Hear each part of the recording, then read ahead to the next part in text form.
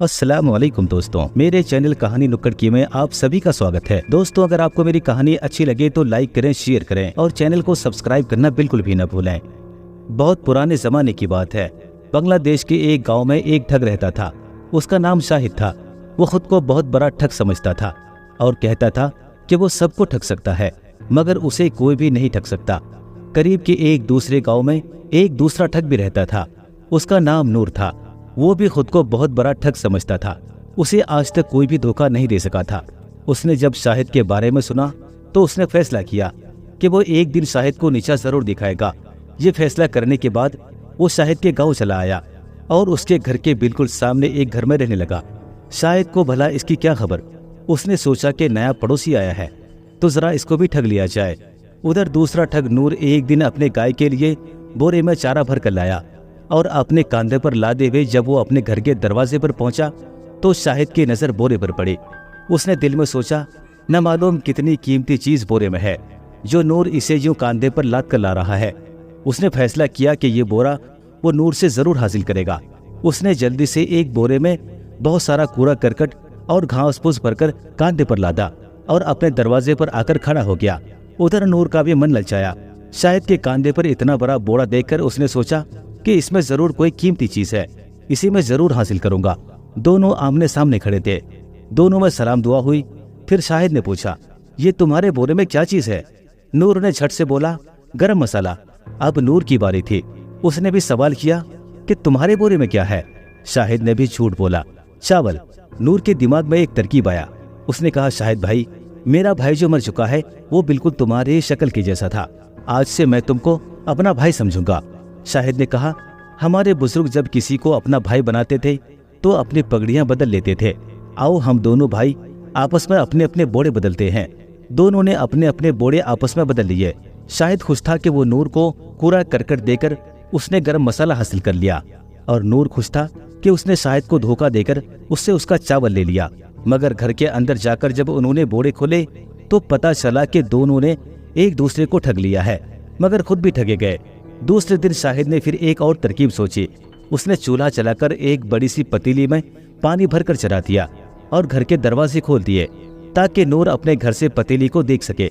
नूर ने शाहिद के चूल्हे पर जब इतनी बड़ी पतीली चढ़ी देखी तो उसके मुंह में पानी भराया। उसने अपने घर से आवाज लगाई, शाहिद भाई, क्या पका रहे हो आज? शाहिद ने जवाब दिया, तुमने जो गरम मसाले का बोरा दिया था उसे बेचकर मछली खरीदी है, वही पका रहा हूँ। नूर बोला, शाहिद भाई, तुमने जो चावल का बोरा मुझे दिया था उसमें से कुछ चावल बेचकर मैंने भी मछली खरीदी है, मगर मेरा ईंधन खत्म हो गया है। ऐसा करो, मेरी मछली भी तुम अपनी मछली के साथ पका दो, दोनों आधी आधी खा लेंगे। शाहिद बहुत खुश हुआ। उसने सोचा कि मछली तो फ्री में मिल रही है। नूर को भला क्या पता कि मेरे पास मछली उसलिए कुछ नहीं, पतीली में तो खाली पानी उबल रहा है। उसने जवाब दिया, नूर भाई, अपनी मछली लाकर मेरे पतीली में डाल दो। नूर ने खाली थैला इस तरह से हाथ में उठाया जैसे कि उसमें बहुत सारी मछली भरी हो। फिर वो शाहिद के चूल्हे के करीब आया और छत के तरफ देखकर बोला, वो देखो, तुम्हारे छत में जो सुराख है, बारिश होने वाली है, कहीं पानी न रपके और आग न बुझ जाए। शाहिद ने जैसे ही सुराख देखने के लिए अपनी नजर छत की तरफ उठाई, नूर ने झट से अपना थैला पतीली में डाल दिया और इस तरह छटकने लगा जैसे कि सारी मछलियां पतीली में डाल रहा है। आग तो तेज जल रही थी, पानी खुद बुद बगने लगा। दोनों अपनी जगह खुश थे कि फ्री में मछली खाने को मिलेगा। थोड़ी देर बाद दोनों अपने अपने प्लेटें लेकर बैठ गए, मगर जब पतीली का ढकना उठाकर देखा तो वहां उबलते हुए पानी के सिवा कुछ भी नहीं था। दोनों अपनी अपनी जगह शर्मिंदा हुए और हंसने लगे कि वो एक दूसरे को ठगने चले थे, खुद भी ठग गए। लेकिन अब उनके समझ में एक बात आ गई थी कि वो एक दूसरे को ठग नहीं सकते। उन्होंने फैसला किया कि वो आपस में एक दूसरे को ठगने की बजाय दूसरे लोगों को ठगेंगे। कुछ दिन बाद उन्हें पता चला कि करीब के ही एक गाँव में एक अमीर आदमी मर गया है। उसकी कोई औलाद नहीं है। उसकी सारी दौलत उसका पड़ोसी हड़प कर लेना चाहता है। दोनों ठग फौरन वहां पहुंच गए। पहले वो अमीर आदमी की कब्र पर गए। कब्र के सिरहाने पर बरगद का एक बहुत पुराना पेड़ था। नूर उस दरख्त पर पत्तों की ओट में छुपकर बैठ गया और शाहिद अमीर आदमी के घर पहुंचा और रो रो कर ये कहने लगा, हाय मेरे अब्बा, तुम मुझे अकेला छोड़कर कहाँ चले गए? पड़ोसी बड़े हैरान हुए और बोले, हमने तो तुम्हें कभी भी इस घर में नहीं देखा। तुम इस आदमी के बेटे किस तरह से हो सकती हो? अरे भाई, इसकी तो कोई औलाद ही नहीं थी। ये बात सुनकर शाहिद और जोर जोर से रोने लगा और बोला, भाइयों, मैं मुसीबत का मारा इस अमीर आदमी का एक लौता बेटा हूँ। जब मैं छोटा था तो मुझे डाकू उठा कर ले गए थे। आज मैं उसके चुंगल से भागकर आजाद होकर यहाँ आया हूँ। तो अपने बाप की मौत की खबर मिली, मेरे बाप की सारी दौलत मुझे दे दो, मैं ही इसका हकदार हूँ। जब इस पर भी शाहिद के पड़ोसियों को उसकी बात का यकीन नहीं आया तो उसने कहा, भाइयों तुम मेरे बाबा की कब्र पर चलो, वहाँ उनकी रूह मेरे गम में जरूर भटक रही होगी, तुम उस रूह से पूछ लेना। सारे पड़ोसी कब्र के पास गए। नूर बरगद के दरख्त पर छुपा बैठा था। जैसे ही सारे लोग वहाँ पर पहुँचे और उससे पूछा तो उसने आवाज बदल कर कहा, ऐ लोगों, तुम मेरे प्यारे बेटे को क्यों परेशान कर रहे हो? आज 25 बरस बाद ये डाकुओं की गिरफ्त से आजाद होकर आया है। मेरी सारी दौलत का हकदार यही है। पड़ोसी मान गए। वो यही समझे कि ये रूह की आवाज है। उन्होंने अमीर आदमी का सारा सोना, जेवर, दौलत, पैसे जो कुछ भी था सब कुछ शाहिद के हवाले कर दिया। इतनी दौलत पाकर उसके दिल में बेईमानी आ गई। उसने सोचा कि रात से पहले तो नूर दरख्त से उतरेगा नहीं, मैं उससे पहले ही ये दौलत लेकर भाग जाऊंगा और अकेला ही इस दौलत का मालिक बन जाऊंगा। उसने सारे बोरे बैलगाड़ी पर लादिए और चल दिए। जब वो उस बरगद के पेड़ से थोड़ी ही दूर से एक पगडंडे से गुजर रहा था तो नूर ने उसे देख लिया और भाप गया कि वो भाग रहा है। वो फौरन नीचे उतर आया। बाजार से एक जोड़ा जूतों का खरीदा। जूते बहुत ज्यादा चमकदार थे। उस पर सुनहरी काम बना हुआ था जो धूप में खूब चमकते थे। नूर ने एक जूता उस पगडंडी पर डाल दिया जिस पगडंडी से शाहिद की गाड़ी थोड़ी ही देर पहले गुजरी थी। फिर झाड़ियों में छुपता छुपाता वो बैलगाड़ी से आगे पहुंच गया। यहाँ दूसरा जूता उसने उस रास्ते पर डाल दिया जिस पर से अभी बैलगाड़ी गुजरने वाली थी और खुद एक दरख्त पर चढ़कर छुप गया। नूर की तरकीब कारगर हुई।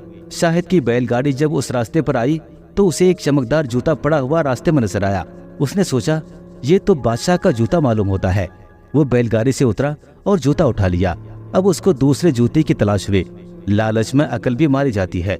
जब आसपास दूसरा जूता ना मिला तो उसने बैलों को दरख्त से बांधा और खुद जूता ढूंढने पीछे चला गया। जैसे ही शाहिद गया, नूर दरख्त से उतरा और बैलगाड़ी हाँक कर अपने घर ले आया। शाहिद ढूंढता ढूंढता उधर पहुंचा। रास्ते में दूसरा जूता पड़ा हुआ तो मिल गया, लेकिन उधर उसकी बैलगाड़ी और तमाम दौलत गायब हो चुकी थी। वो समझ गया कि ये काम उस चालाक नूर के सिवा किसी का नहीं हो सकता। वो सीधा नूर के घर पहुंचा और नूर से बोला, देखो हम ये फैसला कर चुके हैं कि हम एक दूसरे को ठगेंगे नहीं, इसीलिए आधी दौलत मुझे दे दो। नूर ने जवाब दिया, इस वक्त तो शाम हो गई है, कल सुबह आकर बंटवारा कर लेना। शाहिद चला गया तो उसके जाते ही नूर ने अपनी बीवी से कहा कि कल जब शाहिद आए तो उससे कह देना कि नूर अचानक रात को मर गया है और मरने से पहले उसने दौलत के बारे में कुछ नहीं बताया। दूसरे दिन जब शाहिद आया तो नूर चादर ओढ़ कर लेट गया। लेटने से पहले उसने अपने सुनहरे जूते भी पहन लिए कि शाहिद कहीं उन्हें उठाकर न ले जाए। नूर की बीवी ने शाहिद को रो रो कर बताया कि उसका खाविंद कल रात अचानक मर गया और मरने से पहले उसने अपने दौलत के बारे में उसे कुछ भी नहीं बताया। शाहिद ने नूर को छूकर देखा तो उसमें सांस थी। शाहिद ने कहा कि नूर अभी जिंदा मालूम होता है, मैं नूर को एक बड़े हकीम के पास ले जाऊंगा जो दूसरे गांव में रहता है। नूर अभी मरा नहीं, इसे कोई खतरनाक बीमारी हो गई है। नूर की बीवी ने उसे बहुत रोका मगर शाहिद न माना और नूर को अपने कंधे पर लादकर चल दिया। नूर अब भी खामोश रहा। वो तो ये जाहिर कर रहा था कि वो मर चुका है। रास्ते में एक जंगल आया। अब रात हो गई थी और शाहिद ने नूर को एक दरख्त के तने से बांध दिया कि कहीं वो भाग न जाए और खुद दरख्त पर चढ़कर सो गया। आधी रात गुजरी थी कि कुछ डाकू उधर से गुजरे। वो कहीं से बहुत सारा माल और दौलत लूट कर लाए थे। उनकी नजर जो अचानक नूर पर पड़ी तो उनके जूते देखकर उन्होंने सोचा ये कोई अमीर आदमी है जिसे कोई यहाँ बांध कर गया है। डाकुओं का सरदार आगे बढ़ा कि नूर के जूते उतार ले। अब तो नूर से बर्दाश्त न हुआ और वो चिल्ला उठा, मैं जिंदा हूँ, मैं जिंदा हूँ, मुझे बचाओ, बचाओ मुझे। डाकू ये देखकर घबरा गए। उधर नूर की चीखों से शाहिद सोते से चौंक पड़ा और घबराकर डाकुओं के ऊपर आ गिरा।